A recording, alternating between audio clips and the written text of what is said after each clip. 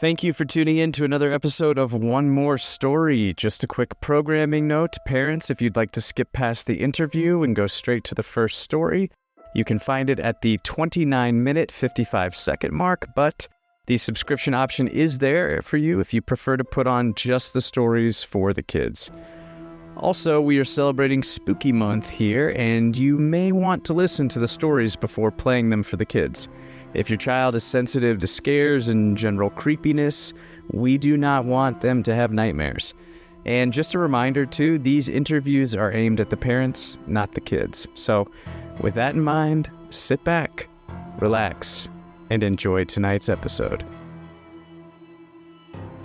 My guests tonight, that's right, I've got not one but two gifted storytellers, the directing, writing, producing DIY duo of Moorhead and Benson, the cosmic craftsmen behind such indie gems like Resolution, Spring, The Endless, Something in the Dirt, and their latest directing effort, Loki Season 2, which drops October 6th. You also have a book out right now, the anthology, Haunted Reels. Do you want to talk a little bit about that, since that's the most recent thing? Yeah, I mean, we can talk about it. I think whenever we talk about it, we're really just talking about how in awe we are of David Lawson, all of our mutual friend, super indie film producer, that he curated this really amazing anthology book of short stories by a whole bunch of really, really talented filmmakers. And then me and Aaron are also in there. Well, that's very modest of you. That's not even being modest. It is really Dave's thing. Well, I just got my copy yesterday. I went by the rustic office, saw Dave, and picked up my copy. So I'm excited to dive in, and I'm polishing my short story for volume 2, actually. Oh, what's yours about? It's a setup for Josiah Road. It follows Deb in her early days and one of her first pickups. Oh, cool. Oh, good. And something goes awry. I don't know for you guys if it was challenging going from writing screenplays to prose, but it's just such a different muscle. But I love doing it. I don't know. How'd you guys feel about that? Yeah, it is. Writing prose it's funny. It's like, in terms of forms of writing, if you take the idea of like general ideas, like there's poetry, there's writing essays, there's writing technical papers, there's screenwriting, there's playwriting, there's short story writing versus, writing novels, all these different things that we all call writing. And there's almost two that couldn't be more different. The difference between, in terms of just being narrative, screenwriting and writing prose, because in screenwriting, you can really waste a lot of time trying to make discoveries through word after word, sentence after sentence. You could really make a wrong turn. Whereas writing short fiction or writing a novel or something like that, you truly can go, sit down for the day and explore your brain and not know exactly where it was going to go. Right. But also, I think in screenwriting too, it's like, you can really turn off your reader by having a lot of ink on that page. Yes. Where it's like, being concise is the thing, right? If you could get it across in a word, just make it a word. Yeah. I mean, that was my big struggle, was like, now I have to write in complete sentences. They can't just be, sentence fragments. But also, again, it's really helpful when you're developing the characters, I found, is because you get to go into, inside their head, which you can't do in a screenplay. Yeah. I was chatting with our VFX artist on Something in the Dirt, and he had just bought the book as well. And he said, hang on a second, did you really write this during shooting Moon Knight and editing Something in the Dirt? And it's funny is we get the question, sometimes of what it's like to go between like an indie film and a something big. And often the thing that we've figured out about it is that they feed each other, is that it's actually really nice to wrap out of a night of working on of shooting a big budget thing and editing something where you can just go completely hog wild and do whatever you want. And then it's really nice the next day to like go and clock in and like work with infinite resources and all that. And I realized that it didn't feel like any kind of a big burden to write this prose thing, because it felt so divorced from the other two things that it was, as Justin was saying, like it had nothing to do with filmmaking. And so it didn't feel like, let's put this extra thing we have to do on top of the list. It was more like playtime in a way. I felt like writing this and making it something anyone cares about, that mattered to me a lot. Yeah, totally. let's talk a little bit about, you mentioned you started, making short films. Resolution was shot for next to nothing. So you've worked in the small space, you've worked in the big Marvel space. How is your approach different? I mean, obviously you have more to work with when you have a big budget, but tell us a little bit about the differences as far as your approach to the material. Gosh, it's funny because in some ways the differences just aren't that big. I'll give you like one example is like, okay, when we go to develop an independent film, we're oftentimes making sure that we use locations, for example, that are available to us, because if we don't use those locations or right to those locations, then, the budget's going to balloon out of control, or it's just going to be way more expensive than it has to be. And it's interesting because working on big budget stuff, there are similar things like that, where it's like, sometimes it's like you have a location, you got to figure out how to make that location work. It just so happens that the budget's probably a lot bigger. But also it's like, even preparation, like in independent films, I think Aaron and I choose to be really, really, really prepared with, like, whether that means rehearsal or just basically running through our heads, a month ahead of time. What are the things that are going to go wrong, and how are we actually going to accomplish this shot, and doing all those things. And in bigger budget stuff, I think it's kind of the same way, because you won't be able to. It'll be even harder to make a big change on set than it would be on an independent film. So there's a lot of similarities once you walk past all of like the big trucks and the trailers and everything. It's kind of the same thing once you get to the camera with the actors. With indie film, we don't really get reshoots or extra shoot days. Like if we get rained out, it's like, figure it out. It doesn't add to the schedule really. I know a lot of indie films do have that. We just haven't ever. And I realized I did the math sometime on like a big budget set where the burn rate was something like $250,000 a day. And I was like, oh, we're spending like every 15 minutes we waste because we weren't prepared. If that were to happen, that's like 20, I can't remember the math, I'm sorry, but it's like $10,000. And I just think about what that number could be. That's a whole movie for some people, and it's like, because we weren't ready. And it's like, oh, let's just be as ready as we can. So how do you guys divvy up the work? I mean, let's start with the indie stuff. I mean, I know on Something in the Dirt, you two and Lawson and Ariel and Katie, right, just pretty much did everything. You shot it during COVID. Tell me a little bit about, start with the development of the script. How does that take shape? I think it normally just starts with us realizing like it's time to make a movie, like it's pretty regimented in that weird way about like, all right, we're going to have to sit down and figure something out because it's been a year, or whatever. And there's been these ideas kicking around in our heads every time. There's always just something that had come out of a conversation 3 years earlier or whatever. And so it's now become a relatively formalized process of getting together and just jamming for a while. And we chat it out and we figure out the core, normally like what we want it to be about on a thematic level. It comes first or second. Mm-hmm. And then the fun sci-fi, whatever exactly, the sci-fi horror, all of that comes pretty early too.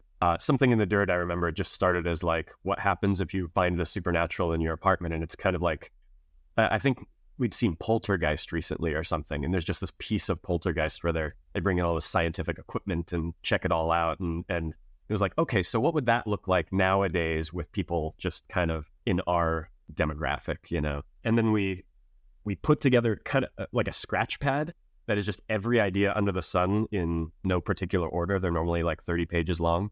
And then once we feel like we've got the movie, we just know what it is on a base level. That's Justin takes off and turns it into an outline. We've bashed the outline back and forth a few times. Once we feel like we've got that, that's when we bring in other people, bring in Dave and everything, make sure that we're not totally crazy.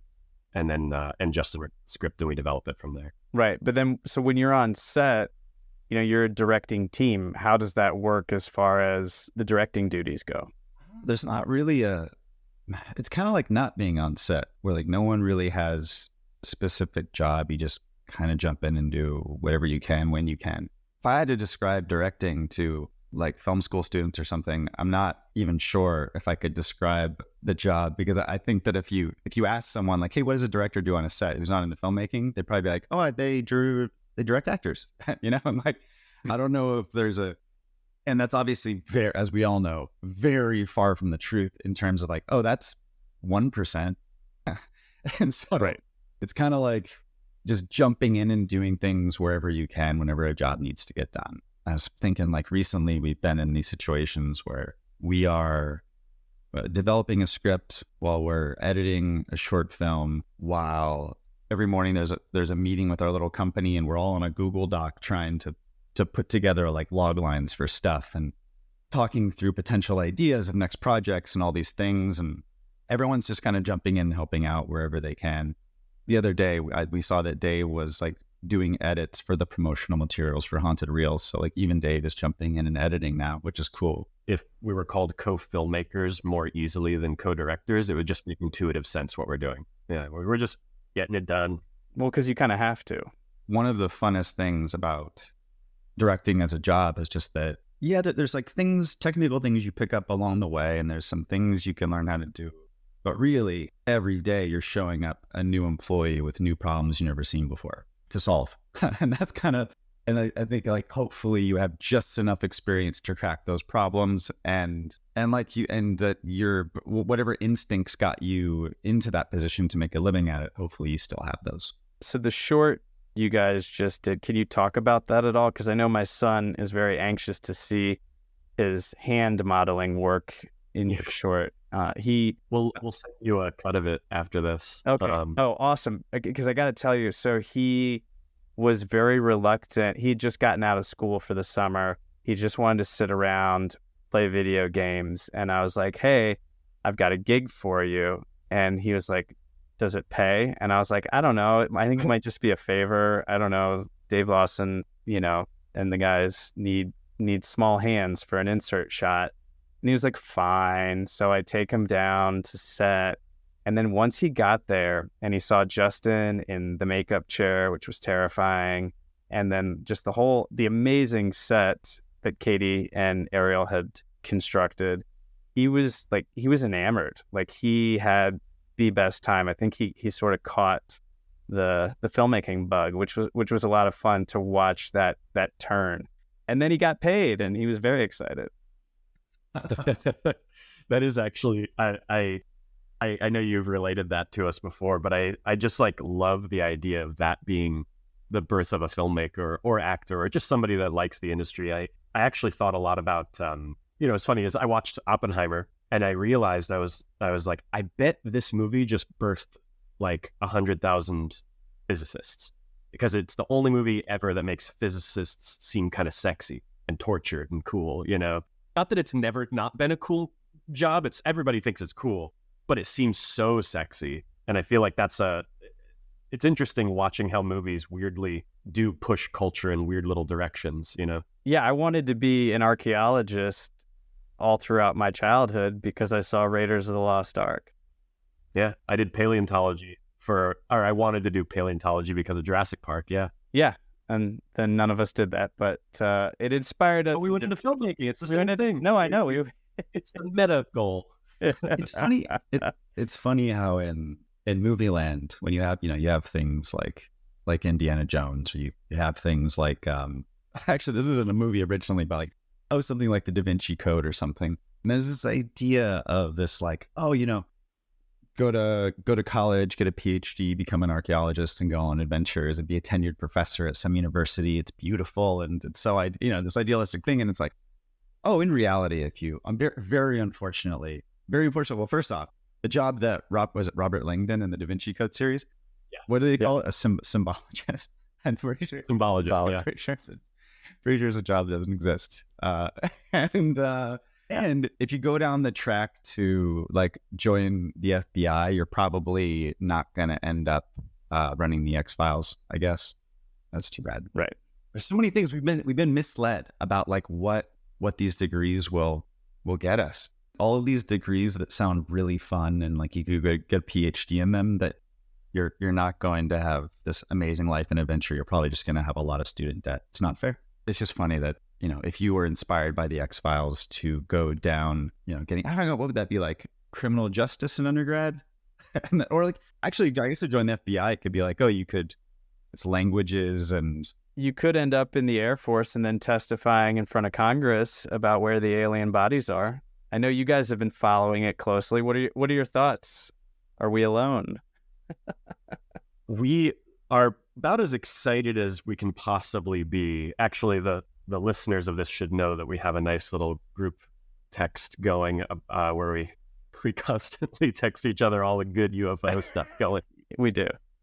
It's worth mentioning, we follow this very closely. I watched the hearings live. I woke up early in the morning and listened to them. And that's having already known everything they were going to say, because there were no revelations in it. But I'm still 50-50 now, maybe 60-40 of like, there's just a big disinformation campaign going on. And yeah, we actually have the bodies hiding somewhere. I'm like right in the middle. I was like, what? Because both are insane. And right, but to what end? And that's something I struggle with, because I really don't buy almost anything that people say it could be about. Like the government, some monolithic entity that doesn't exist, saying the people, also a monolithic entity that doesn't exist, can't handle the truth. I think that's ridiculous. I think that there's got to be at least like 20 people at a high level that know what's going on, that don't think that the public can't handle. Like, what would happen? They go, oh my gosh, and that would be the end of it, you know? So what is, like, Justin, what would you say is the most likely reason why there would be a cover-up? Like, what is so crazy? And I think there are some explanations, but man, it's nuanced, and I struggle to think that everyone would understand those nuances well enough, you know, at a high level, to keep it a secret for 75 years instead of just somebody blowing it. I could see a world where there has been some sort of technology developed in a Manhattan Project kind of way, and if this technology were developed by our own defense industry, the U.S. government, that I could see a world where it's basically a reaction to lesson learned of nuclear tech, where it's like, okay, well, we should just put off giving any hint that we had this technology until we actually are forced to deploy it in some way. I'll give an example. This would be a childlike example, but if in the wake of a whole bunch of countries developing nuclear weapons, and now we all know we're in this situation now, if in the wake of that there had been a program developed, siloed away somewhere, that is a bunch of our greatest minds have figured out how to create essentially transportation systems that can go around and turn off nuclear bombs in a moment. But we're the only ones that have the ability to turn them on. Again, this is a childlike example. So that's what, and that's like, okay, that's what the observed Tic Tac UFOs are. These things that can go, what is it, like 10,000 miles per hour or whatever, and no heat signature and strange propulsion systems and underwater and in the air and all that. But it's like, okay, yeah, we developed some technology that we are the only ones now that can turn off nuclear weapons in seconds. I could see it being like, yeah, we would rather that people think that these things pilots are seeing are UFOs than any foreign government knowing that this is possible to create until we absolutely have to use it. And it could actually be that they do deploy it, and they basically say, like some countries getting out of line, and then they just quietly deploy it and be like, hey, watch those nukes over there. Oh, weird, they're turned off now. Weird, just so you know. You know, like, it could be like that. It's like, you don't actually have nukes, do you? Hasn't there also been a lot of UFO activity around nuclear sites? Mm-hmm. Yeah, that's one of the cool things. By the way, I just realized this is fun. I haven't shared this with you, Justin. I came up with a new theory on the cloaking technology. This is pretty good. It's pretty good because it explains also the kind of strange consciousness level events that seem to happen, or in the high strangeness that happen around a lot of UFO sightings. So there's this study that was done in the 70s. Thank God they don't do it nowadays, as you listen to what I'm about to say. But they raised kittens in this large cylinder that had no horizontal lines in it at all. It painted these vertical lines, and even like the floor was made so that they somehow never actually were they never experienced a horizontal line. And then so they raised them in that environment their entire lives. Or not their entire lives, like the first 6 weeks or 6 months of their lives, something like that. And then when they brought them out of that environment, they would hold up a stick vertically, and the cats would be fascinated by it because those are the vertical lines in their environment. But then when they turned it sideways into a horizontal line that they'd never seen before, it was like the cats immediately lost interest, And then they would do more experiments with it, and they realized the cats literally couldn't see it. Like they could like bump it up against the cats. The cats are like, what is going on? What is this? And you realize that because they've never experienced a horizontal line before, they literally could not see it. And their brain just couldn't process it. So what if whatever is piloting the UFOs has figured out something that our brains just can't handle yet? And that's why some people can recognize that pattern and some people can't. And that's why they have different experiences. That's why there's, but they don't have cloaking technology. It doesn't bend light. It just they're using this biological process in our brain against us that they just understand, It's kind of cool, right? I think that's a pretty good one. Yeah. I mean, it's plausible. Pete, if we're correct in saying that seems to be the thing, seems relatively likely that it's the one of the two things Aaron just said, that it's like, oh, there's either a non-human intelligence interacting with us or it's a gigantic conspiracy. What do you think what would be the reason for this giant conspiracy? I haven't come up with one. That's where I get stuck. I've always been a strong believer in the idea that we just don't know anything as human beings.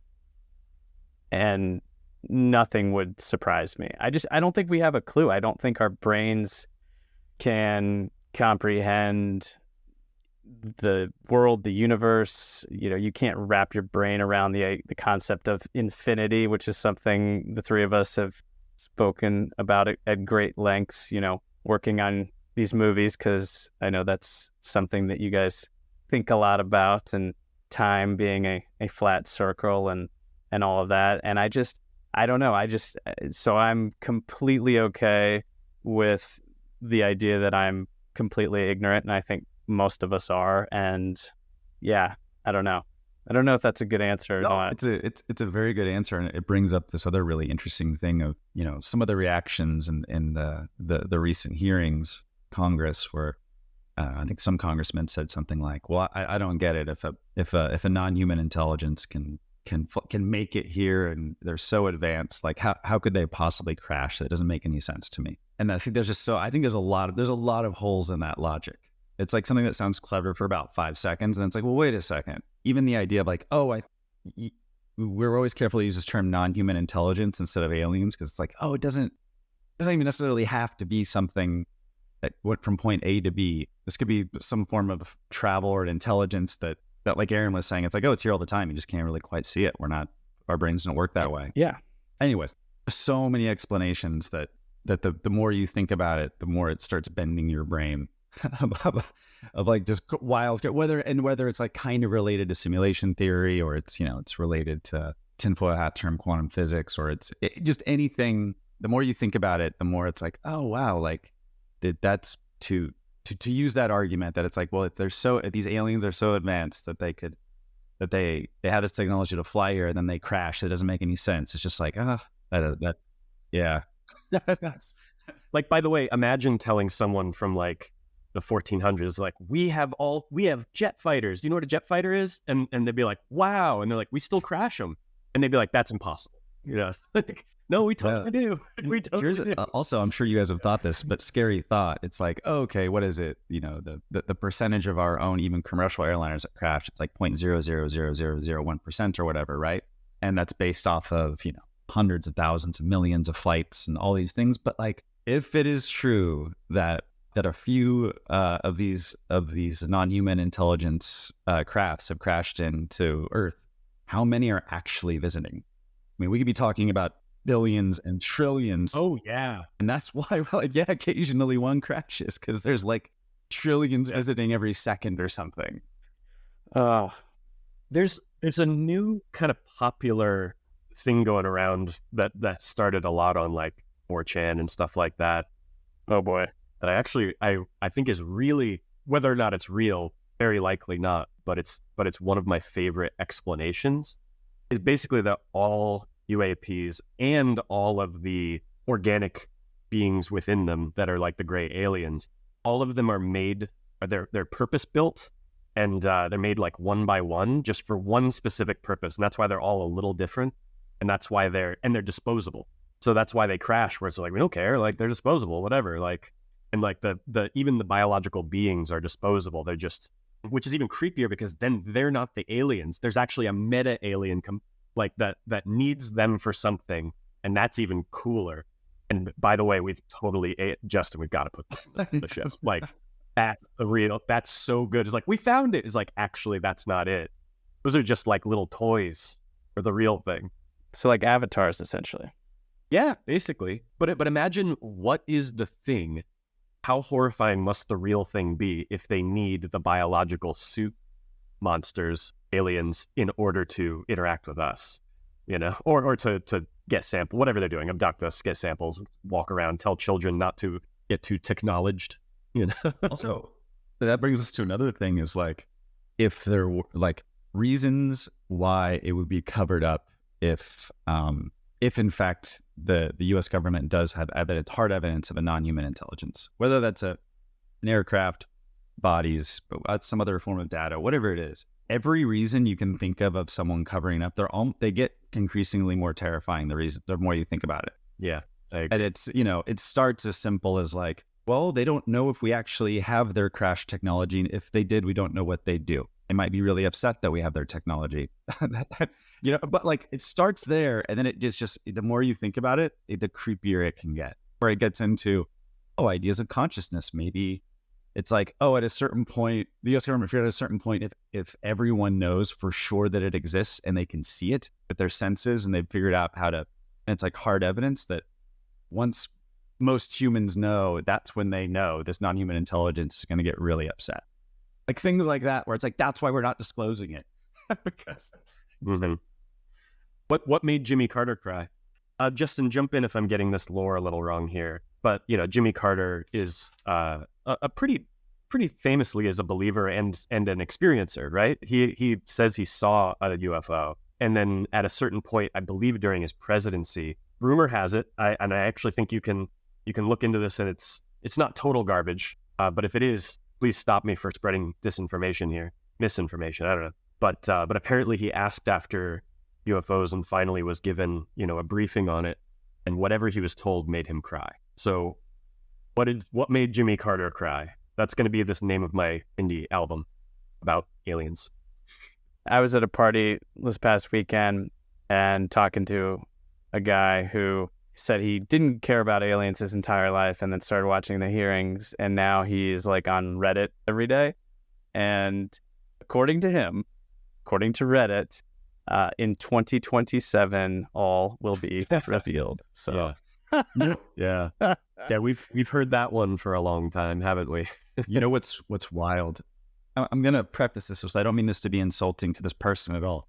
I think it's wild how credible Tom DeLonge has become in this thing. You just like, it's such a wild idea. And Aaron, to your point, it's like, hey, if he is part of a government misinformation campaign, you can see maybe why they might target him, because he had expressed things in the past that seemed sort of conspiracy, like he would believe things that without much evidence. But it also must be said that he's turned out right about a lot of stuff. So yeah. Worth mentioning actually is a lot of people don't know about Mirage Men. Yeah. We do have actual evidence that, is it Richard Doty? Is that his name? He basically was like, my job was to tell the UFO community that I'm from the government, and I'll tell you what I know about UFOs, because we were using it as a smokescreen for advanced weapons technology we were testing. It was better to say like, yeah, UFO was sighted over this base, crazy. We got nukes at that base, than saying, yes, that's our advanced weapons. We're not. All right. Well, that makes sense as far as, why the misinformation. I would buy that. Yeah. And it's just like, it's just low stakes for them, where they're just, this is just free smoke screening. It's free. We are generating it. And they're just saying like, I don't know, maybe, and that's. Yeah. Well, because it's exciting. Yeah. Hey, so before we get into the stories, so where can people find Haunted Reels Volume 1? The best place to find Haunted Reels right now, I think, is on Dark Matter's website. I would just Google it rather than giving a URL. It's also available on, I think, Amazon, Barnes & Noble, that kind of thing. But Dark Matters directly is better. Very cool. All right. Well, gentlemen, are you ready for our first story? Yes, sir. So the word is Ladybug.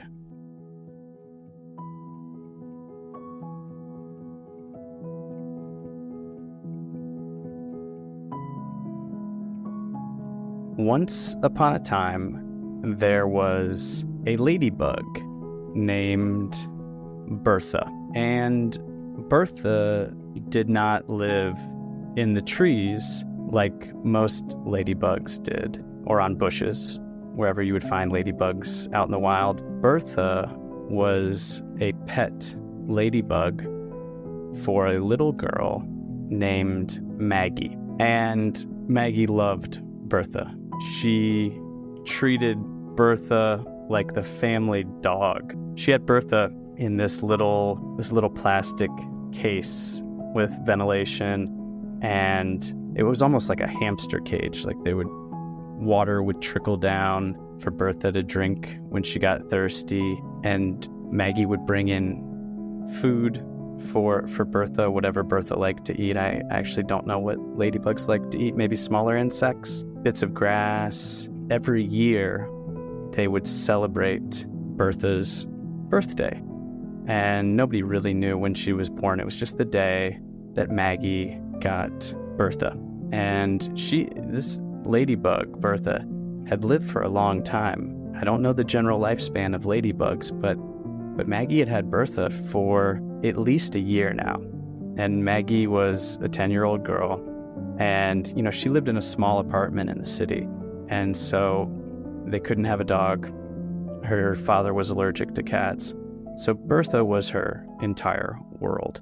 So they would go out for bagels in the morning down the street at their favorite bagel shop, and Maggie would insist on bringing Bertha. And everyone in their neighborhood knew Maggie and knew Bertha, and it was always a joy when they would go into these little shops or these little restaurants, because the wait staff or the people that worked at the store would always fawn all over Bertha. One day, Maggie woke up and went to feed Bertha her grass breakfast, and she noticed that something was a little different about Bertha. And she thought, did Bertha always have 8 spots? I thought Bertha had 7 spots. And she looked closer and closer, and she was digging through her memory, and she knows she's obsessed with Bertha, so she has so much love for this bug that there's no way that she's confusing Bertha for a different bug. But this Bertha has 8 spots. And so she went, and Maggie asked her mom and said, can ladybugs add spots overnight? And her mom thought about it a long time, trying to figure out what just happened there, and said, yes, they can. Don't worry, Bertha is just fine. But Maggie was a very smart young girl and still had suspicions. She knew that sometimes adults told her things that weren't true in order not to upset her. But she wasn't upset, she just wanted the answer. And so she goes back to the little enclosure, and she says, Bertha, I need you to tell me if you're still you. And Bertha, of course, doesn't respond. It's just a ladybug for now. And so Maggie's a little disturbed, but decides to take Bertha out for her birthday, because this was the day of her birthday, I think we said. And so she takes her to the bagel shop, and everybody fawns over Bertha, but even the person at the bagel shop noticed something. What's going on here? Is that Bertha? Did you get a different bug? And Maggie says, no, this is Bertha. She just changed her spots. Person at the bagel shop says, okay. Are you sure that bugs can do that? And she says, my mom says so. And the person at the bagel shop, your mom says so. Okay. Well, goodbye, Bertha. Enjoy your bagel. Have a really good birthday. But the person at the bagel shop gets really quiet, kind of just keeps on looking at that enclosure and wondering. And Bertha starts flying around in the enclosure as they start to exit the bagel shop, hitting the walls as if Bertha doesn't know they're there. Bang, bang, bang, bang. And Maggie's worrying that Bertha's going to hurt herself, but she doesn't. She just keeps on hitting these plastic walls, and Maggie doesn't quite know what to do. So with the knowledge that Bertha seems to have a different number of spots than she did prior, and that everyone's kind of noticing it, and that Bertha, she's a ladybug, so she's always flown messy, but she usually was spatially aware of environments that she was familiar with, like the bagel shop. So there's this mystery afoot, and little Maggie starts wondering. She's like, did someone swap out Bertha with a different ladybug? Is this Bertha an imposter? Has this Bertha done something with the Bertha that she loved so much and is deceiving her in some way? And so she goes back to her mother and she presents her mother with these ideas. And her mother says, Maggie, have you spoken to Bertha about this? And Maggie's like, oh my gosh, no, I've just been sort of building this whole narrative in my head. And I haven't even asked Bertha. I mean, like, maybe if we just talked, I would just know if she was like a different Bertha. You know, if this is like an invasion of the body snatchers type thing, or, you know, maybe this is an alien ladybug that came in and has possessed Bertha to take over the planet. Or maybe this is a demon that has possessed Bertha. Or maybe this is a ill-intentioned fellow ladybug who has stolen Bertha's identity. Or maybe it's something else entirely. So Maggie sits down with Bertha and they have some tea. And Maggie's like, Bertha, are you really my Bertha? The one that I've loved for a year? And Bertha thinks about this for a while and she finally speaks. And lo and behold, it is Bertha's voice. It's unmistakable. This is still Bertha. And Bertha's like, hey, I am so sorry. I think that what's been going on is we haven't been communicating very much lately. And I'm so happy that you asked me to talk, because communication is such a key thing in relationships and talking things out. Maggie, you're so wise beyond your years for being 10. And Maggie's like, well, wait, you're only 1. But Bertha's like, yeah, but 1 in ladybug years, that's like 1,000 in human years, obviously. So I'm quite wise. And she's like, Maggie, I'm so happy that we're having this conversation. Again, communication is so key. It's the key to every relationship. As you know, I've always been a very messy flyer. That's why I was kind of not doing great in the bagel shop. She's like, also, I went to a different friend's birthday party. They were a ladybug, and it was a costume party, and we were all dressing up as ladybugs with a different number of spots. And I realize now, if we had just had this conversation, it would have saved you so much stress. And going forward in life, that is the lesson here. So they continued to talk regularly and check in with each other, because communication is key in any relationship. And Bertha eventually revealed that as much as she loved Maggie, she wanted to be freed, and she wanted to be out in nature with the other ladybugs. And as hard as that was for Maggie to accept, she eventually did. And on her next birthday, she released Bertha into the wild to be with all the other ladybugs. The end. Justin and Aaron, do you have the energy for one more story? Yes. High energy. Okay. Well, it's a bedtime story, so not too high energy. Low energy. The word is spider.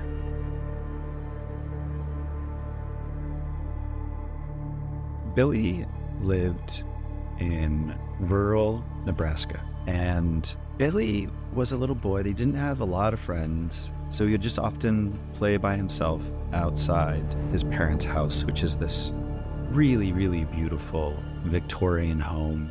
It's about 200 years old, much older than most homes in America, and not a whole lot around it besides some cornfields and some low mountains, and out towards the edges of the property there is this old cave. And Billy would oftentimes go play inside this cave and capture the various, or not capture, just really admire the wildlife of the cave as it would change through the seasons. Sometimes it was bats, sometimes it was bears. These are really friendly bears. Sometimes it was indie music musicians hanging out in there, playing music for the acoustics and the romance of being in a cave. You once saw, actually, Conor Oberst from Bright Eyes was in this cave, playing his albums all the way through.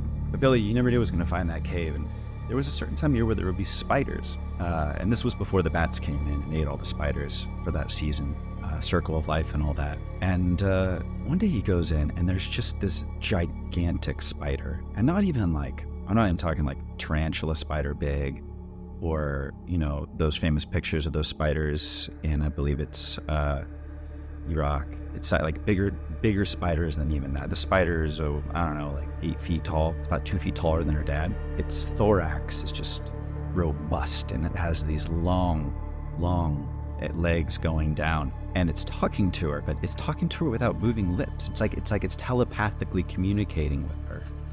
and has such a nice, oddly kind voice. She didn't really think a spider would have a voice that nice. And the giant 8-foot spider who's telepathically communicating with her, what she wants is what? So Billy is terrified of this spider. Every time that the cave had been filled with spiders, she had originally tried to kill them, run away, would only look at them from a distance. She would give all of the benefit of the doubt to everything else in the cave, even Connor Oberst. But then once spiders would pop up, they just elicited immediate terror, and she would run away.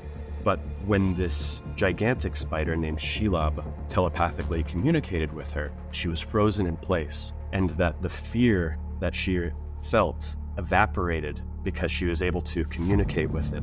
And it said, "You think you're scared of me? Think about all of my brothers and sisters that these skyscraper-sized monsters constantly come into their dark, cozy homes, tear down their webs, crush us. We're being terrorized by you. What do you think it's like to be a spider? And you think that we're disgusting." And Billy fights against this, can't understand why she's not allowed to be afraid of these icky, creepy, crawly things. And they start to argue telepathically, and Shelob's mental energy gets bigger and brighter and larger, and then suddenly, like a bright flash in her mind, Billy is overwhelmed and all goes white. And then as it settles down, she realizes what she sees is actually, it's like she can see in a panorama in a bunch of different facets, like in little hexagons. And she realizes she can't smell the bat guano in the cave anymore, but she can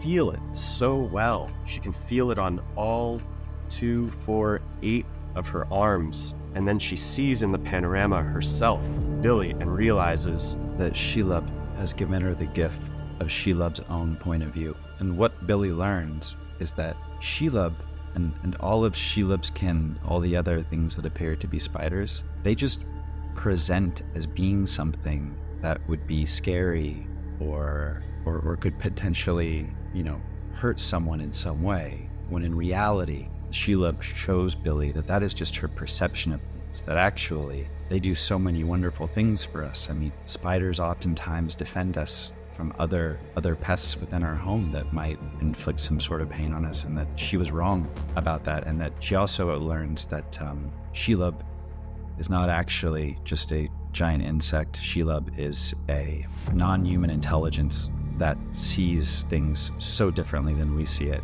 and that every spider that she's ever seen was one with Shelob, that they exist as one peaceful consciousness, and that with that, Shelob got to observe what the world could be, imagine what the world could be if we were all like Shelob and Shelob's brothers and sisters all over the world, defending us from other insects that would do us harm. And Billy, who was once a lonely child and isolated in Nebraska, now felt what it was like to be simultaneously solitary and surrounded by an enormous community at the same time, and learned that sometimes solitude is okay, and sometimes being in a large group of spiders is okay. And she built her first ever web in order to catch a helicopter, and decided that she liked it so much that she wouldn't go back to being a human. And so Billy, which has Shelob in her body,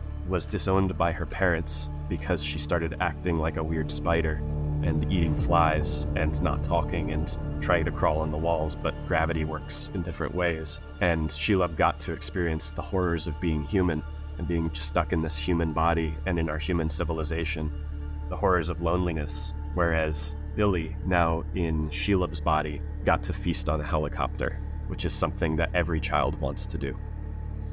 The end.